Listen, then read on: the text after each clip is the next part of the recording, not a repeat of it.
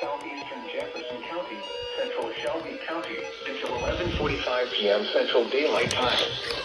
At 7:39 p.m. Central Daylight Time, Doppler radar indicated thunderstorms producing heavy rain across the warned area. Between 1 and 3 inches of rain has fallen. Additional rainfall amounts of 2 to 3 inches are possible in the warned area. Flash flooding is ongoing or expected to begin shortly. Hazard: flash flooding caused by thunderstorms. Source: radar.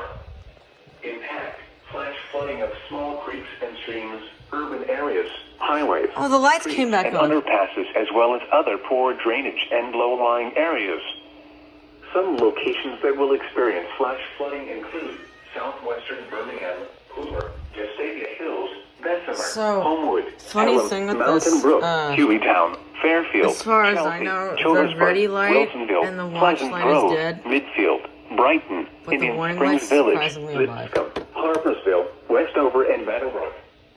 Turn around. Do not drown when encountering flooded roads. Oh, no more Dante. Most flood deaths occur in vehicles. Be especially cautious at night when it is harder to recognize the dangers of flooding.